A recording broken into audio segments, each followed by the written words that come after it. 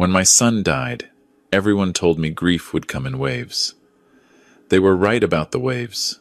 They were wrong about what was underneath them. 3 days after his memorial service, his colleague called me. His voice was careful, measured. The way doctors speak when they're delivering news they wish they didn't have to deliver. "Mr. Hale," he said, "I need you to hear something. Daniel didn't do this to himself. And from what I've seen in the last few weeks, I don't think you're safe either." I stood in my kitchen holding the phone, and the grief that had been drowning me suddenly froze solid, cold, still, focused. That was the beginning. Before I tell you what happened next, let me tell you about my son.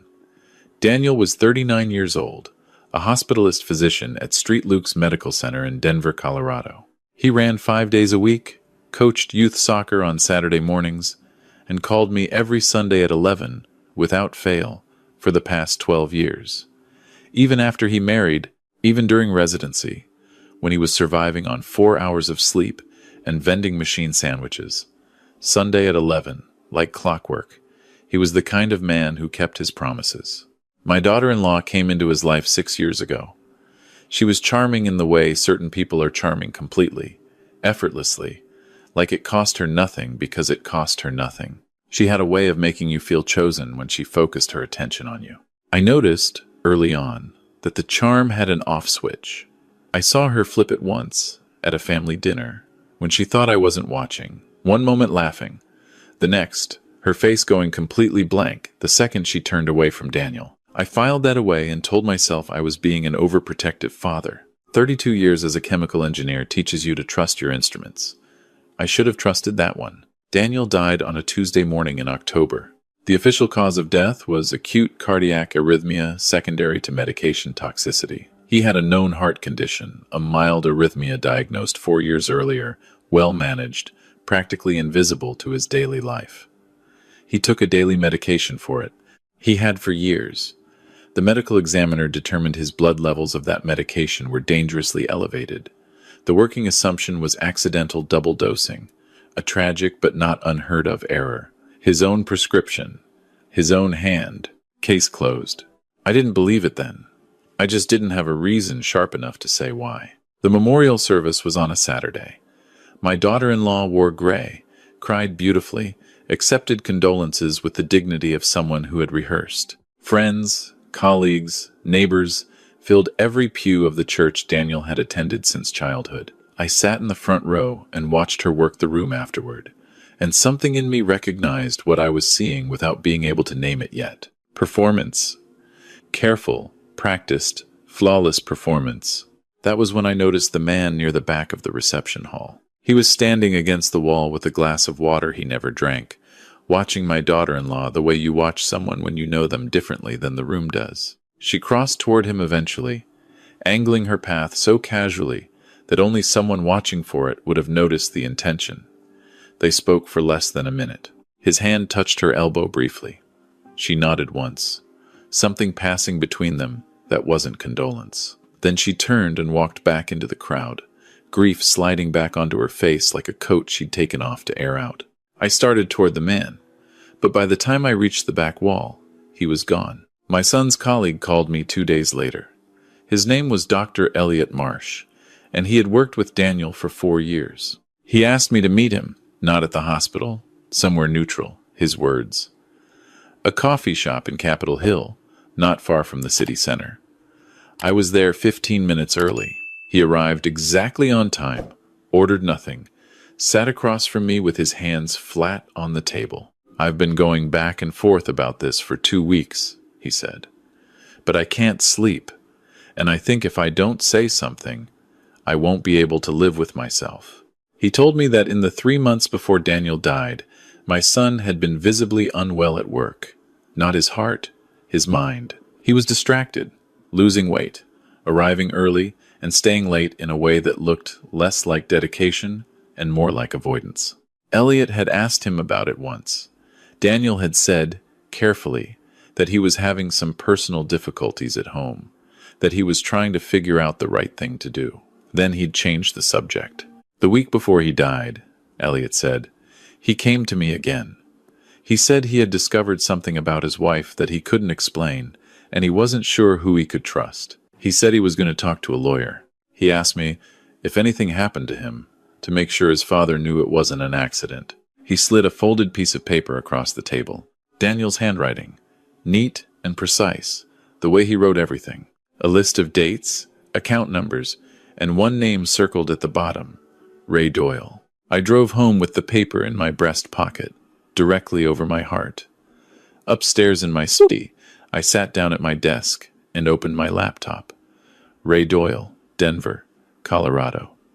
It didn't take long. He had a LinkedIn profile. Pharmaceutical sales representative.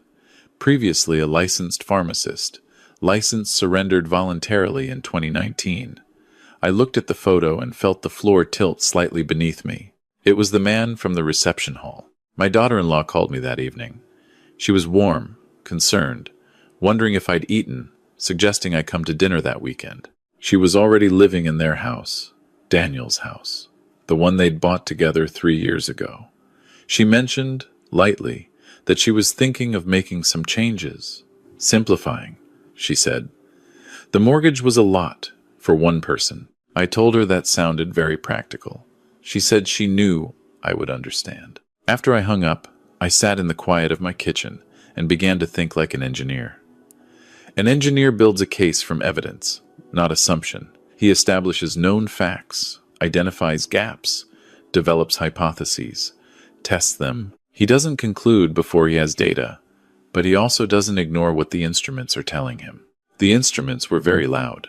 I went to Street Luke's the next morning and asked to speak with the hospital's pharmacy director, a woman named Dr.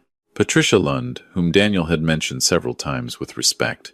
I told her I was Daniel's father and that I had questions about his medication. She was careful, professional, appropriately cautious about patient privacy. But when I showed her Daniel's note, the list of dates and account numbers, her expression shifted. She knew the name, Ray Doyle. He had been a pharmacist at a clinic affiliated with Street Luke's until his license was surrendered. The circumstances were investigated but never fully resolved, a discrepancy in controlled substance inventory that was attributed to clerical error.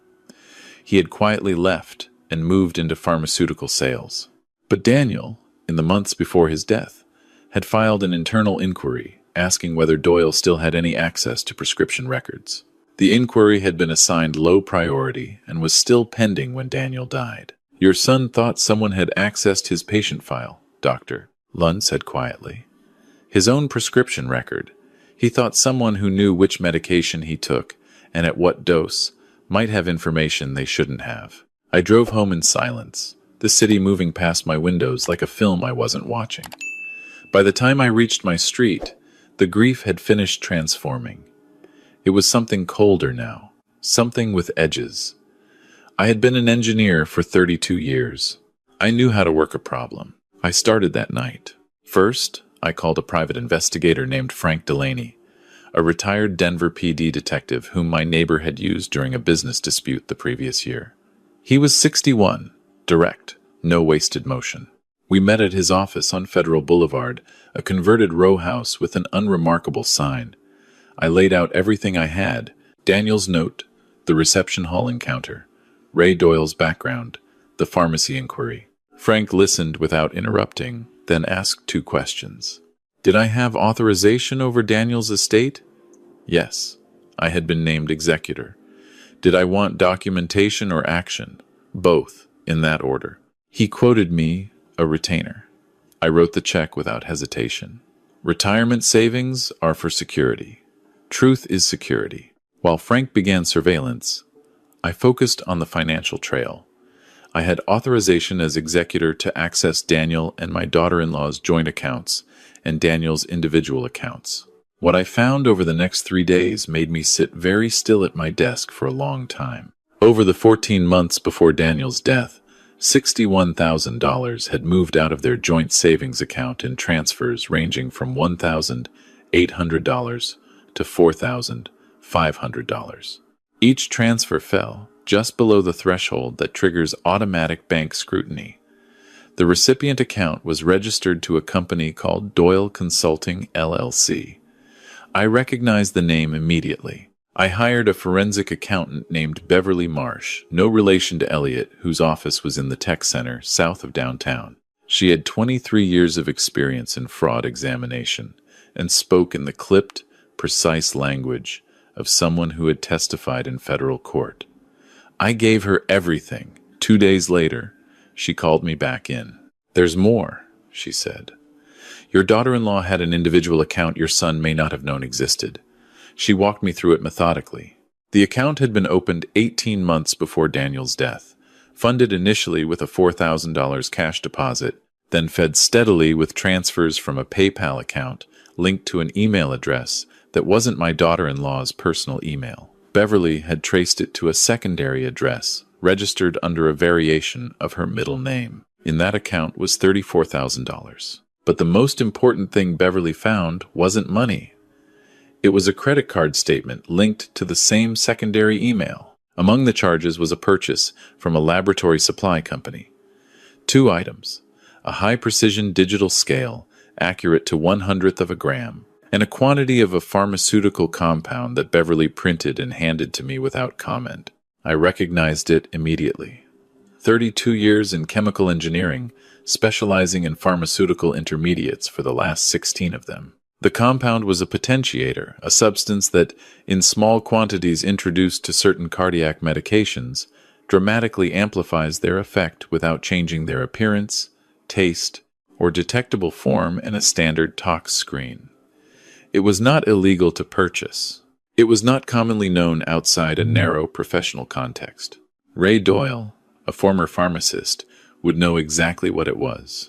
I sat in Beverly's conference room and read the purchase date. 9 weeks before Daniel died. Frank Delaney called me that same evening. He'd been watching my daughter-in-law for 6 days.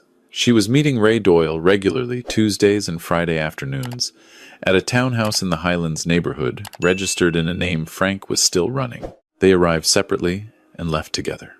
Frank had obtained audio on their third meeting using equipment I didn't ask him to describe in detail. He played me 37 seconds of the recording over the phone. My daughter-in-law's voice, easy, almost bored. "The insurance company is taking longer than I expected. These things move slowly." Ray Doyle, with an edge beneath the surface. "I've been patient. I need to know when we're looking at." Her response, perfectly measured. "Spring. Once the estate clears probate and the claim processes. We sell the house, we're done with Denver." "Then, what about his father?" A pause. "He's old and he's grieving. He'll sign whatever I put in front of him." I set the phone down on my kitchen table and looked at it for a while. Outside, the October wind was moving through the cottonwoods along the street, and the sound of it was very ordinary against what I had just heard. Then I picked the phone back up and called Sandra Mitchell's office. Sandra was an attorney in Denver, specializing in wrongful death litigation, 15 years of it, a track record that made insurance companies anxious when they saw her name on a filing. Her assistant scheduled me for an emergency consultation at 7 the next morning. Sandra reviewed everything I had in 2.5 hours, drinking black coffee and making notes in a yellow legal pad without looking up. When I finished, she set down her pen and looked at me directly. "You have financial conspiracy, clear and documented. You have surveillance evidence of an ongoing scheme to defraud you of your estate, and you have forensic chemistry that points toward premeditation." She paused. "What you don't have yet is an explicit admission linking them to Daniel's death. The compound purchase is devastating circumstantially, but a defense attorney will argue it was never used, that it was purchased for other purposes, that the elevated medication levels were accidental. What do I need? Them saying it, on the record, or evidence of how the compound got into Daniel's system?" She picked up her pen again. "The good news is that they think they've already won. Comfortable people make mistakes." I understood her immediately. I went home and called my daughter-in-law.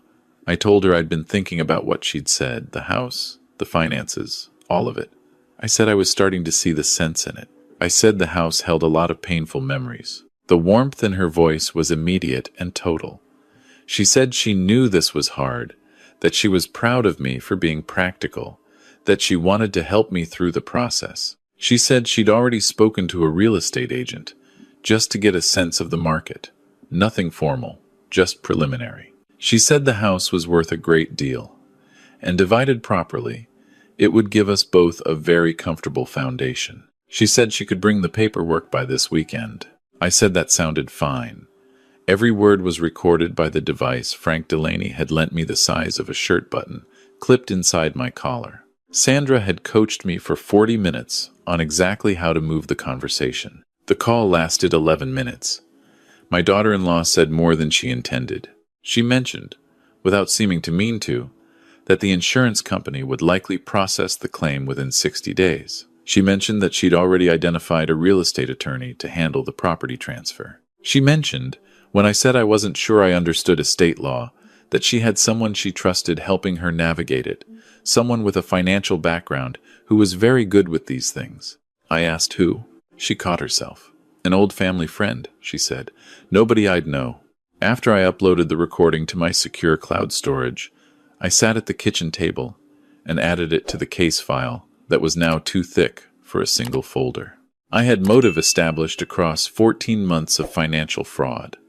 I had opportunity Ray Doyle's access to pharmaceutical knowledge and the documented compound purchase. I had behavior consistent with consciousness of guilt. I had 2 people actively planning to strip my son's estate and potentially target me next. I needed the mechanism. I needed proof of how the compound entered Daniel's system. Beverly Marsh had given me a thread. She'd found the laboratory supply purchase through the secondary credit card, but the delivery address for that order wasn't my daughter-in-law's home address. It was a UPS store box in Lakewood, a suburb to the west. Frank checked the store. The box was registered under Ray Doyle's name. But Beverly found something else during a second pass through the records.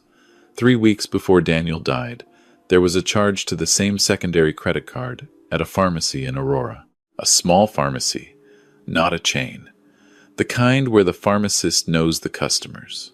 Frank drove out there with a photo of my daughter-in-law. The pharmacist recognized her immediately.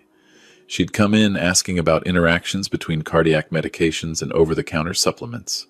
She'd been very thorough, very detailed about specific dosages. The pharmacist remembered because the questions were unusually specific for someone who said she was asking for a friend. Frank recorded the pharmacist's account and filed a written statement. Detective Rita Navarro had been assigned to Daniel's case in a limited capacity. It had been ruled accidental, so her involvement was administrative rather than investigative. I went to her directly, not to plead, but to deliver. I arrived at Denver PD's District 6 station with Sandra Mitchell and 4 folders organized chronologically. We spent 3 hours in a conference room that smelled like old carpet and stale air. Navarro read everything without speaking, asked 3 clarifying questions, then sat back. "This is circumstantial," she said finally, "but it's the strongest circumstantial case I've seen built by a civilian outside of law enforcement." She looked at me. "The compound purchase combined with the pharmacy inquiry and the financial pattern, that's enough for me to reopen as a suspicious death investigation. I can get a warrant for Doyle's phone records and the email accounts." She stood. "Mr. Hale, I'm sorry your son's case wasn't looked at harder the first time." I told her I understood the constraints. What I cared about was what happened next. What happened next was that Navarro moved quickly and quietly. Within a week, warrants had been executed for Ray Doyle's phone records, his personal email, his financial accounts, and the email associated with Doyle Consulting LLC. Frank kept his surveillance active on both my daughter-in-law and Doyle, under a parallel agreement with Navarro's department. At home, I kept performing. My daughter-in-law came for dinner that Thursday. She brought wine, a good bottle, the kind you bring when you're celebrating something the other person doesn't know about yet. She had a folder of documents, real estate market analyses, a preliminary property valuation, a draft agreement for transferring the house to a joint trust pending sale. I looked at it slowly, the way a man who is overwhelmed looks at paperwork. I asked careful questions, confused questions. She answered each one with the patience of someone who is certain they're winning. "I just want to make sure Daniel would approve," I said at one point, letting my voice catch slightly. She covered my hand with hers. "Daniel would want us both taken care of." I nodded and said nothing. The recording device was in my breast pocket. The dinner lasted 2 hours. She left satisfied. After the door closed behind her, I sat in the kitchen for a long moment. Then I got up and washed the wine glasses she had brought and thought about my son calling me every Sunday at 11. 8 days after Navarro reopened the investigation, Frank called me at 6:45 inches the morning. Something's happening. Doyle showed up at her house early, before 7. Not a scheduled visit. He's agitated.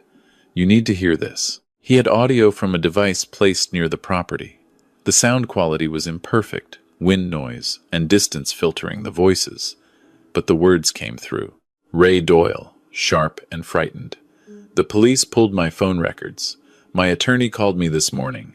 They're not calling it accidental anymore.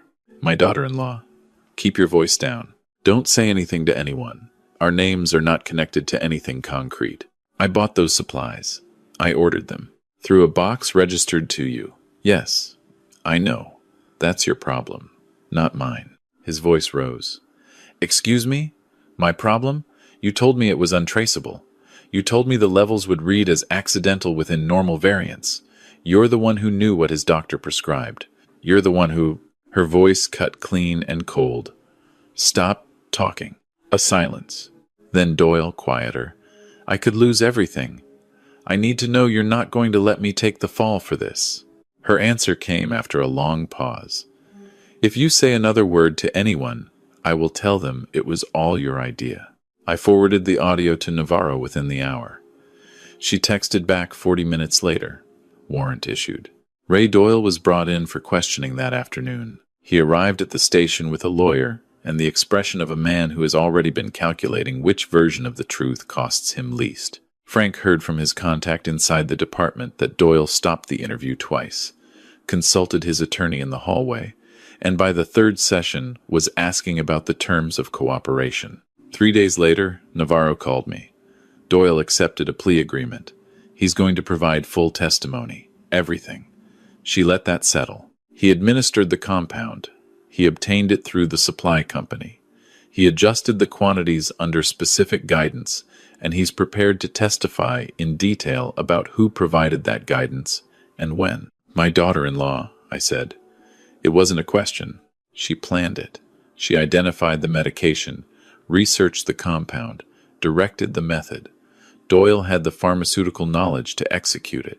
She had the access to Daniel's daily routine, to his pill organizer, to his morning schedule. She knew exactly when he took his medication and how to ensure the augmented dose was indistinguishable from his usual one.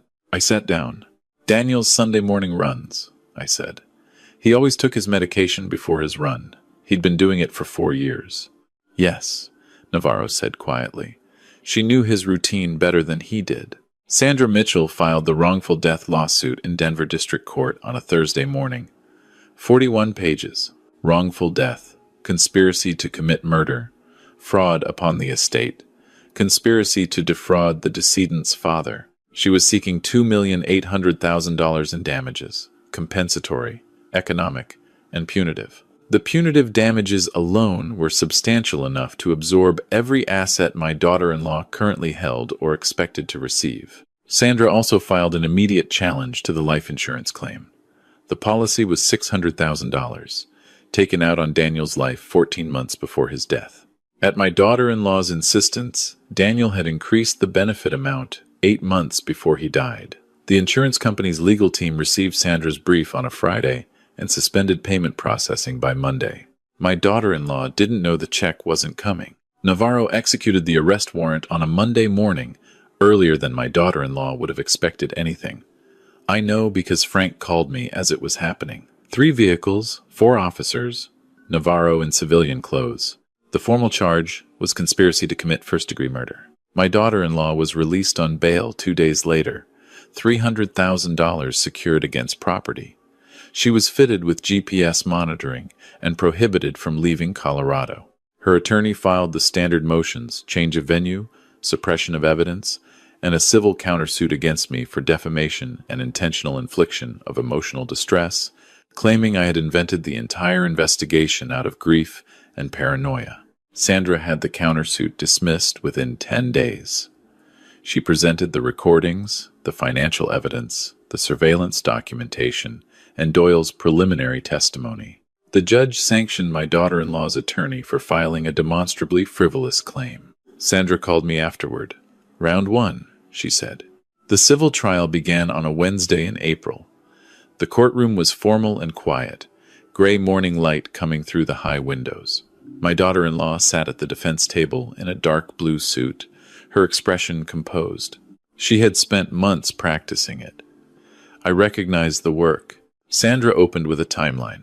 14 months. She walked the jury through it step by step, the financial transfers, the insurance increase, the laboratory supply purchase, the pharmacy visit, the surveillance, the recorded conversations. She put Beverly Marsh on the stand for 2 days.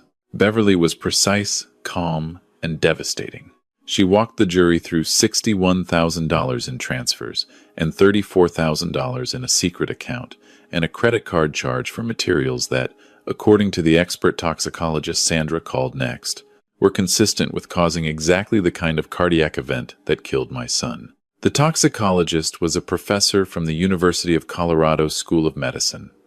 He explained to the jury, without condescension, how the compound interacted with Daniel's medication, how a precise quantity, introduced over several administrations, would cause the blood levels to climb, how it would read on a standard toxicology screen as excess medication rather than an external agent, how someone with pharmaceutical training would know this, how someone with intimate access to the victim's daily routine would know how to deliver it. There was silence in the courtroom when he finished. My daughter-in-law's attorney fought hard. He argued the financial transfers were personal loans. He argued the compound purchase was unrelated, coincidental, that there was no direct evidence connecting it to Daniel's system. He argued that Doyle was an unreliable witness motivated by self-interest to minimize his own culpability by shifting blame. He was a competent attorney working a losing case, and everyone in the room could feel it. Doyle took the stand on a Thursday. He had lost weight since the fall. His hair was different, shorter, his posture gone inward in the way of men who are carrying something they cannot put down. He testified for 4 hours. His attorney had negotiated carefully, and Doyle had prepared. He described the first conversation with my daughter-in-law about wanting a way out of her marriage that didn't leave her with nothing. He described the research she had done on Daniel's medication, which she had shared with him. He described her asking whether there was a way to affect cardiac medication levels without detection. He described his own research, the compound, the purchase, the delivery to the UPS box. He described the Tuesday morning in late September when he had provided the compound to my daughter-in-law in a small sealed packet in the parking lot of a coffee shop in Cherry Creek. He described knowing, the morning after Daniel died, that what they had done had worked. When Sandra played the recorded conversation from outside my daughter-in-law's house, Doyle's voice saying, "You told me the levels would read as accidental," several jurors stopped writing. The jury foreperson leaned forward. I watched them watching the evidence, 12 strangers doing their best to hold the weight of what had happened. My daughter-in-law sat without visible expression through most of it. But when Doyle described providing the compound, when the specific date was read into the record 2 weeks before Daniel died, I saw her jaw tighten. Just once, just slightly. The attorney put his hand on her arm. Sandra's closing argument was 20 minutes. She asked the jury to look at 14 months of deliberate planning, to look at the compound purchase and the pharmacy inquiry and the financial transfers and the secret account, to look at 2 people who had decided that Daniel's life was worth less than the money they could take from it. She asked the jury to look at the recordings, at a woman who described a grieving father as someone who would sign whatever I put in front of him. She paused. Ralph Crawford deserved justice. She corrected herself immediately, the professional slip, moving past it. Daniel Hale deserved justice. His father spent 7 months building the case the system couldn't build fast enough. All you have to do now is deliver what that work earned. The jury deliberated for 5.5 hours. I sat in a conference room down the hall with Sandra and a cup of terrible coffee and thought about Sunday mornings. 11 o'clock, the phone ringing. My son's voice. When the bailiff came to find us, I stood up carefully. The way you stand when you're 64 and something large is about to happen. The foreperson read the verdict, standing. Liable on all counts. The damages were $2. $3,850,000 for loss of companionship, $450,000 for economic damages, $1 million in punitive damages. The courtroom was very quiet when the numbers were read. I sat with my hands flat on my thighs and let the quiet land. My daughter-in-law turned and looked at me for the first time since the trial began. I don't know what she was looking for. Whatever it was, I didn't give it to her. Criminal sentencing was 3 weeks later. The district attorney had offered my daughter-in-law a plea agreement after the civil verdict. The mathematics of courtroom probability are not complicated. She accepted. 28 years, no possibility of parole for 20. Doyle received 18 years under his cooperation agreement, eligible for parole after 14. I attended both sentencings. I sat in the third row and watched the judge read the terms into the record. My daughter-in-law's allocution was brief and carefully worded, the language of lawyers rather than remorse. The judge noted that distinction before imposing sentence. Doyle's statement was longer, quieter, and he cried once, briefly, which seemed genuine even if it changed nothing. The gavel came down twice. The court officers led them both away. Elliot Marsh was waiting for me in the courthouse lobby. He had testified in the civil trial Daniel's behavior in his final weeks, the conversation about trusting the right lawyer, the note he'd been asked to pass along. He shook my hand and didn't say anything for a moment.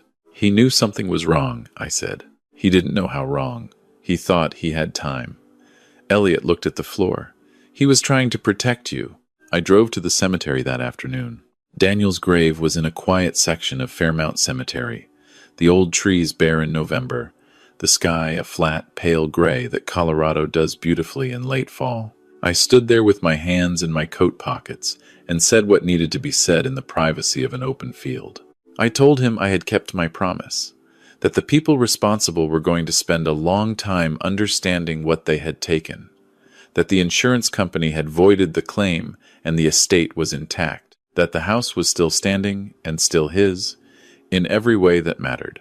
I told him that Elliot was establishing a fund in his name at Street Luke's for residents in financial hardship during training. Daniel would have approved of that. The practicality of it, the way it kept working after he couldn't. I put my hand on the stone for a moment, the cold of it grounding. Then I walked back to my car. That evening I sat on my back porch with a glass of bourbon I'd been saving for a reason I hadn't defined yet. The city lights were visible to the north, the mountains invisible in the dark but present the way they always are. I had spent 7 months building a case, not out of anger, though anger was there, but out of the obligation a father has to a son who called every Sunday at 11, who kept his promises, who asked Elliot to make sure his father knew the truth if something happened. He trusted me with it. I didn't let it go. The bourbon was good. I drank it slowly and thought about what comes next, which is the harder question. Justice doesn't restore what's gone. It doesn't put the phone in my pocket on a Sunday morning. It doesn't give me the conversations we would have had, the years he would have worked and coached and called and lived. Grief is still grief after sentencing. The waves don't stop. But there is a difference between losing your son to something random and terrible, and losing him to something deliberate and letting the deliberateness go unanswered. The difference matters. It mattered to me. It mattered to him, or he wouldn't have asked. I finished the bourbon. The cold came in from the mountains, the way it does in Denver in November, clean and direct. I went inside, washed the glass, and left it on the drying rack the way I always do. Tomorrow I would wake up and continue. That's what it means to keep a promise to someone who can no longer hear you keep it. You do it anyway. You keep going. You carry them in the keeping. If this story moved you, please take a moment to leave a comment letting us know where you're listening from tonight. Subscribe to Ember Vengeance so you never miss a story. And for the next one, click the box on your screen now. Thank you for being here.